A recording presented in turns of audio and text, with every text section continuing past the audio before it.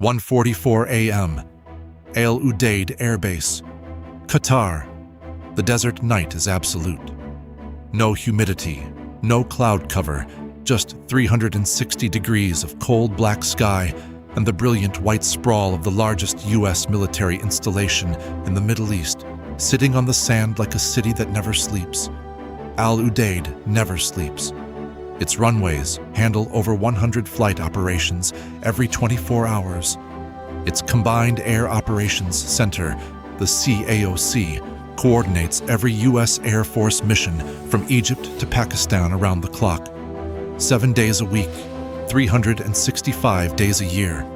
It houses 10,000 American military personnel. It is the operational brain of American air power in the entire Middle East theater. It was also, at 1:44 a.m. on a moonless January night, the target of the most coordinated Iranian military operation since the founding of the Islamic Republic. The plan had taken 22 months to build. It was called, in the operational planning documents of the Islamic Revolutionary Guard Corps Aerospace Force, Operation Sword of Quds. Its architects were not amateurs. They were senior IRGC brigadier generals who had spent their careers studying American military doctrine, American base security architecture, and, most critically, the specific vulnerabilities of Al Udeid Air Base. They had studied the base's air defense systems, its radar coverage geometry, its emergency response protocols, and the timeline gaps between initial threat detection and effective interceptor response. They had concluded that a sufficiently large, sufficiently fast, and sufficiently multi-directional simultaneous salvo could overwhelm Al Udeid's defenses in the critical first 90 seconds. The window before the base's layered response systems could achieve full coordination. If enough weapons arrived in that 90-second window, the CAOC could be destroyed. The runway complex could be cratered. The fuel storage farms, holding tens of millions of liters of jet fuel, could be ignited. The F-15S and F-35AS on the flight line could be destroyed before they left the ground. The attack package was staggering in its ambition. From Iranian territory, the launch sites in Fars Province and Khuzestan, 62 Shahab-3 and Fateh 110 ballistic missiles aimed at Al Udeid on compressed, fast-burn trajectories designed to minimize intercept time. From Houthi-controlled territory in Yemen, 800 miles to the southwest, 44 Samad-4 long-range attack drones launched in 4 successive waves, each wave timed to arrive at Al Udeid at 11-minute intervals to sustain the attack after the initial ballistic salvo. Additionally, from IRGC proxy networks in Iraq, a series of rocket and mortar teams positioned at pre-surveyed firing points, 28 122mm Katyusha rockets aimed at the base perimeter, designed to complicate the ground defense response, and threading through it all, 16 cruise missiles, Houthi Quds 2 variants with extended-range fuel tanks, sea-skimming from launch points in the Red Sea, flying north through Saudi airspace on terrain-following autopilots, turning east over the Rub al-Khali Desert, and converging on Al Udeid from the south and southwest. 150 attack elements, ballistic missiles from the north, drones from the southwest, cruise missiles from the south, rockets from the west, all of them timed to arrive within the same devastating window. In Tehran, the IRGC commander, who had designed Operation Sword of Quds, had one conviction above all others. The Americans would not see it coming. Al Udeid's air defense posture was oriented primarily against the threat from Iran, the northern and northeastern approach corridors, the simultaneous drone attack from Yemen and the cruise missile approach from the south were, in his assessment, the decisive elements. They would arrive from directions the base's Patriot batteries were not optimally positioned to cover. They would saturate. They would overwhelm. They would destroy. He had made 6 catastrophic mistakes. First mistake, Operation Sword of Quds had been penetrated. Not partially, comprehensively. The National Security Agency's signals intelligence collection against IRGC Aerospace Force communications had been running at surge capacity for 11 weeks, following intelligence indicators that a major attack against a U.S. regional installation was in advanced planning. The specific target, Al Udeid, had been identified from intercepted communications 19 days before the attack. The specific attack package composition, the ballistic missiles, the drone waves, the cruise missiles, the Iraqi rocket teams, had been reconstructed from signals intelligence with an accuracy that the IRGC planners would have found impossible to believe. The commander of U.S. Air Force's Central had been briefed on the attack plan in detail 16 days before it was executed. Al Udeid's defense had been reconfigured specifically to defeat it. Second mistake, the Patriot batteries had been repositioned and reinforced. The 3 Patriot PAC-3 MSE batteries that permanently defended Al Udeid had been supplemented, quietly, without public announcement, over the preceding 12 days, by 2 additional THAAD firing units transported from pre-positioned storage in Kuwait and positioned to provide coverage against the southern and southwestern approach corridors that the IRGC planners believed were undefended. Additionally, the Army's new indirect fire protection capability, IFPC system, equipped with Stinger missiles and 30mm autocannon for drone defeat, had been deployed in 8 firing positions around the base perimeter specifically to engage the Samad-4 drone swarms. Al Udeid's air defense architecture on the night of the attack looked nothing like the architecture the IRGC planners had modeled. It was deeper, more redundant, and optimally oriented to defeat the exact attack that was coming. Third mistake, USS Abraham Lincoln was not where Iranian intelligence believed it to be. The carrier strike group had been assessed by IRGC intelligence as operating in the northern Arabian Sea, too far from the operational area to contribute to Al Udeid's defense within the attack timeline. The assessment was wrong by 400 miles. USS Abraham Lincoln had conducted an unannounced high-speed repositioning into the Central Arabian Gulf 48 hours earlier, running under strict emissions control. She was 180 miles from Al Udeid's coordinates.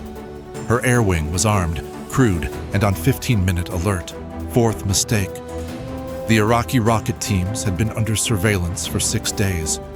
The IRGC proxy networks in western Iraq that had pre-positioned the Katyusha rocket teams at their firing points had been tracked by a combination of MQ-9 Reaper drones operating from Al Udeid itself and by a CIA-coordinated human intelligence network operating in the region. Every firing position had been surveilled. Every team had been identified. Every truck carrying rockets had been tracked from its point of origin to its firing point. When the execute order for Operation Sword of Quds was transmitted from Tehran, the MQ-9s already had laser designators on the rocket team vehicles. They were waiting for the order to fire. Fifth mistake. The Houthi drone launch sites in Yemen had been pre-struck 6 hours before the attack. U.S. Space Command's satellite network had detected the unusual pattern of electronic activity. Generators activating, communications traffic surging, thermal signatures consistent with drone pre-launch warming sequences. At the Yemeni launch sites at 7:31 p.m. the previous evening, 14 hours before the planned attack, the pre-launch indicator data was transmitted to CENTCOM within 9 minutes of collection. CENTCOM had authorized a preemptive strike at 8:14 p.m.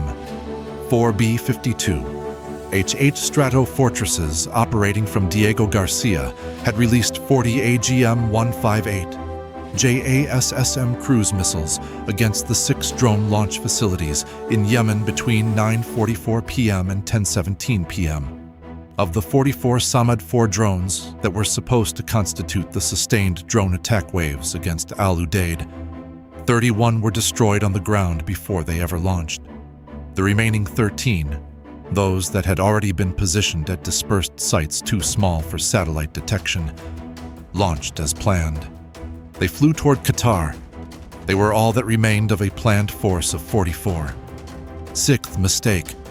The ballistic missiles launched from Iran were detected at ignition plus 4 seconds by Esbir's satellites, and the data was in Al Udeid's Missile Defense Operations Center within 12 seconds of each launch. A warning time that the IRGC planners had modeled as insufficient for a coherent Patriot response, given the compressed trajectory profiles they had chosen.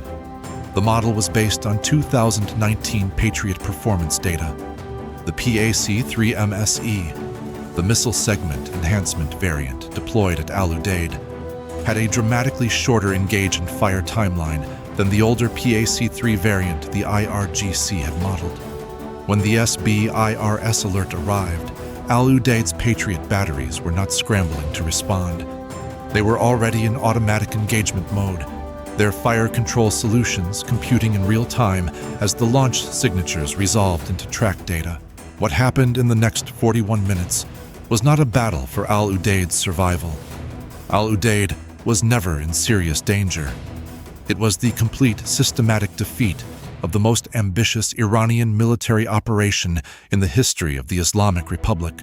At 1:44 a.m., 62 Iranian ballistic missiles left their launchers across Fars province and Khuzestan, the compressed burn trajectories that the IRGC had chosen, designed to minimize intercept time by arriving faster and at steeper angles than standard ballistic trajectories, were immediately identified by the Tehran radars as compressed profiles. The Tehran system's engagement algorithms had been specifically updated for this threat characteristic 6 weeks earlier, in direct response to intelligence indicating that Iran had developed compressed trajectory attack profiles. The updates had arrived at Al Udeid's THAAD batteries 11 days ago. The update had been one of the last refinements made to the defense before the attack came.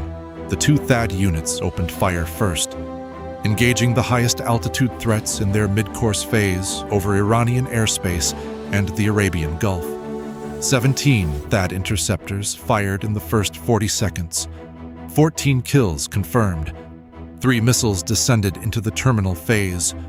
The PAC-3 MSE batteries picked up the terminal phase engagements seamlessly, the Aegis-like handoff between THAAD's mid-course intercept layer and PAC-3's terminal layer happening automatically through the integrated air defense network. All 3 terminal phase threats were destroyed. First wave, 0 impacts. The second group of ballistic missiles, 21 additional Shahab-3s and Fateh 110s, arrived 6 minutes after the first wave. Their trajectories slightly different in azimuth, a deliberate attempt to attack the Patriot batteries from angles that would require them to re-slew their radar coverage. The coverage re-slew had been anticipated and pre-programmed. The PAC-3 batteries operated in coordinated overlapping sectors. There were no gaps. 16 interceptors engaged 21 threats, 19 kills. 2 missiles survived the first intercept attempt and were re-engaged by a second PAC-3 firing. Both destroyed. Second wave, 0 impacts. The third group, the final 19 ballistic missiles, arrived 8 minutes after the second. By this point, Al Udeid's Air Defense Operations Center had the attack fully characterized. The battery commanders were calm. The operators were methodical. The intercept sequence for the third wave was executed with the efficiency of a system that had been absorbing and defeating threats for 14 minutes and had found its rhythm. 19 missiles, 19 intercept attempts, 17 direct kills, 2 re-engagements, 2 additional kills. Third wave, 0 impacts, 62 Iranian ballistic missiles, 62 destroyed before impact, 0 hits on Al Udeid, 0. The 16 cruise missiles, the Quds-2 variants that had flown 800 miles from the Red Sea on their terrain-following route, arrived over the Saudi-Qatari borders at 1:58 a.m. They had been tracked continuously since their launch by an E-3 Sentry AWACS aircraft orbiting over central Saudi Arabia, whose radar had acquired them as they crossed the Rub al-Khali Desert. 4 F-15C Eagles that had been scrambled from Al Udeid at 1:47 a.m. The moment the SBIRS alert had been received and the base went to maximum defense alert, were already in position on the cruise missiles' approach corridor. The F-15Cs carried AIM-120D AMRAAMs and AIM-9X Sidewinders. At the ranges and altitudes involved, the AMRAAMs were adequate for every shot. 8 cruise missiles were killed by the F-15Cs in 3 minutes of engagement. The remaining 8 were engaged by the forward PAC-3 battery positioned specifically to cover the southern approach corridor. 6 were killed by PAC-3. 2 were killed by the IFPC Stinger teams at the base perimeter. 0 cruise missiles impacted Al Udeid. The 13 surviving Samad-4 drones, the remnants of the 44 that were supposed to constitute the sustained attack, arrived in 2 ragged groups rather than the planned coordinated waves. The IFPC systems engaged them methodically. The 30mm autocannon systems, which had a near-perfect hit probability against the subsonic drones at their engagement ranges, killed 9. The remaining 4 were engaged by Stinger missiles fired by ground teams. All 4 were destroyed. 0 drone impacts. The Iraqi rocket teams fired at 1:49 a.m. 28. Katyusha rockets left 7 firing positions in western Iraq. The MQ-9 Reaper drones that had been illuminating those positions for 6 days were already in weapons release mode. Hellfire missiles and GBU-12. Paveway bombs from pre-positioned F-16S destroyed all 7 firing teams within 45 seconds of first launch. The rockets that completed their flight impacted an open desert southwest of the perimeter. 0 rockets hit Al Udeid. The entire attack, 150 elements from 4 different directions, representing 22 months of Iranian planning and the full weight of the IRGC Aerospace Force's offensive capability, had achieved 0 impacts on Al Udeid Air Base and 41 minutes of continuous engagement. Now the United States answered. USS Abraham Lincoln had been launching aircraft since 1:52 a.m. 8 minutes after the SBIRS alert arrived, and the execute order for the offensive response went out simultaneously. In the darkness of the Arabian Gulf, her flight deck blazed with launch lighting as aircraft after aircraft was shot off her bow catapults. In 18 minutes, 30 aircraft were airborne. 12 F/A 18E Super Hornets, 8 F-35C Lightning IIs, 4 EA-18G Growlers, 4 E-2D Advanced Hawkeyes, 2 S-3B Vikings, retasked as airborne tankers to extend the strike package's range. The strike packages were already pre-assigned. The targets had been built from the intelligence product of 19 days of surveillance, updated continuously as the attack developed. The targeting list was comprehensive. It was also, crucially, already legally authorized. The Judge Advocate General's finding had been prepared, reviewed, and approved 14 days before the attack.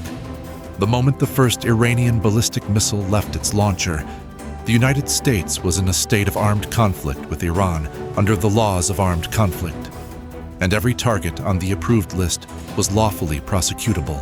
At 2:09 a.m., 25 minutes after the Iranian attack began, USS Abraham Lincoln's first strike package crossed the Iranian coast at low altitude. The EA-18G Growlers had been jamming Iranian air defense frequencies for 11 minutes, degrading radar detection range by 70 to 80% across a broad coastal front. The F-35Cs, invisible to what remained of Iranian coverage, led the strike package to its first priority targets. The IRGC Aerospace Force launch facility in Fars province, the primary launch site for the Shahab-3 ballistic missiles that had just been fired at Al Udeid, received 8 JASSM-ER strikes from the F-35C package. The missile assembly buildings, the launch preparation facilities, the liquid fuel storage tanks, and the hardened command bunker for the launch facility were all struck in a coordinated attack that lasted 6 minutes. The liquid fuel storage tanks, holding thousands of tons of highly volatile nitrogen tetroxide and unsymmetrical dimethylhydrazine propellant for the Shahab-3 fleet, detonated in secondary explosions that were visible from space. The blast radius destroyed 2 additional facilities that had not been on the primary target list. The Fateh 110 launch sites in Khuzestan were targeted by Super Hornets carrying JDAMs. 14 of 17 confirmed launch positions were struck. 3 vehicles that had dispersed after firing were tracked by E-2Ds and engaged. 2 were destroyed. 1 escaped into a tunnel complex subsequently sealed by JDAM strikes on the entrance. USS Abraham Lincoln's Tomahawk contribution. 22 missiles launched at 2:06 a.m. targeted the IRGC Aerospace Force Headquarters complex at Bidganeh, 30 miles southwest of Tehran, specifically the Satellite Communications Facility, the Over-the-Horizon Radar Installation, and the Hardened Data Center, serving as the operational nerve center for the IRGC's Ballistic Missile Command and Control Network. All 3 were struck. The Over-the-Horizon Radar, which had been feeding targeting data to the Shahab-3 launch teams, was destroyed. The data center absorbed 3 Tomahawks in sequence and was assessed as non-recoverable. From Diego Garcia, 2 B-2 Spirit stealth bombers pre-positioned since 11 p.m. were released to their targets at 2:11 a.m. Their targets were the 2 hardened underground facilities in the Zagros Mountains, serving as the IRGC Aerospace Force's alternate command centers. The GBU-57 Massive Ordnance Penetrator, designed specifically for this target type, was released against each bunker. The geology of the Zagros Mountains is limestone karst. The GBU-57 was designed for granite. It went through limestone like a nail through wet clay. Both alternate command centers were assessed as destroyed by 2:47 a.m. In Yemen, the 14 surviving Samad-4 drone launch facilities that had not been pre-struck, the ones too small for satellite detection that had managed to launch their 13 drones, were struck by a second B-52H salvo from Diego Garcia at 2:31 a.m. 22 additional JASSM missiles, targeting every remaining Houthi drone launch site that U.S. intelligence had identified in the preceding 11 weeks. The Houthi drone program that had contributed to Operation Sword of Quds was reduced to its smallest operational capacity since the program began. The full accounting, compiled by CENTCOM by dawn, 150 attack elements launched against Al Udeid, 150 destroyed or neutralized before impact, 0 impacts on Al Udeid Air Base, 0 U.S. military personnel killed or wounded, 0 aircraft destroyed on the ground, 0 runway damage, 0 damage to the CAOC. In retaliation, IRGC Aerospace Force. Primary launch facility in Fars Province destroyed. 14 of 17 Fateh 110 launch positions struck. IRGC Aerospace Force, Command Headquarters communications and radar infrastructure destroyed. Both alternate command bunkers in the Zagros Mountains destroyed. IRGC Over-the-Horizon Radar eliminated. All 7 Iraqi proxy rocket team positions destroyed. 28 of 28 Houthi drone launch sites known to U.S. intelligence struck. Estimated ERGC Houthi and proxy personnel killed across all strikes. 182. At 4:15 a.m., Al Udeid's CAOC transmitted its routine morning air tasking order to every U.S. Air Force unit in the theater. Same time, same format, same operational areas. Its transmissions had not been interrupted for a single minute during the attack or the response. The battle had been fought in the airspace above Qatar and across hundreds of miles of Iranian territory, and the brain of American air power in the Middle East had watched it all from its hardened facility and never stopped working. The CAOC never goes dark. The Iranians should have known that. In the pre-dawn darkness, Al Udeid's flight line crews were already inspecting aircraft and turning them around for the morning's first sorties. The F-15Cs were being refueled. The Patriot batteries were being rearmed. The THAAD launchers were receiving fresh interceptors. The base that Iran had spent 22 months planning to destroy was fully operational and already scheduling its next 24 hours of flight operations.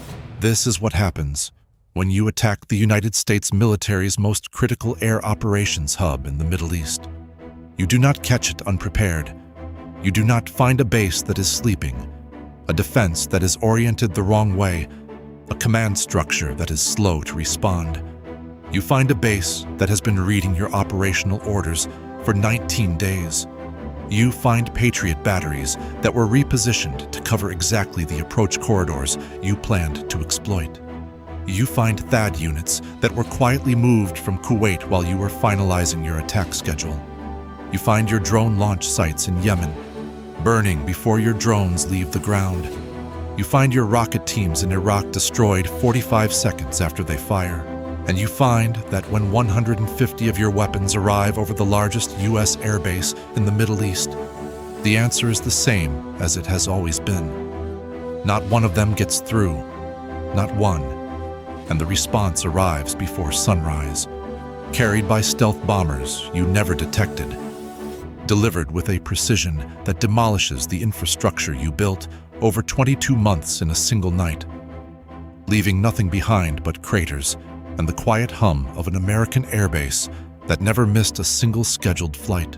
150 weapons, 0 hits, 41 minutes. And by morning, the operational capability of the IRGC Aerospace Force had been set back by years. The CAOC never went dark. It never will.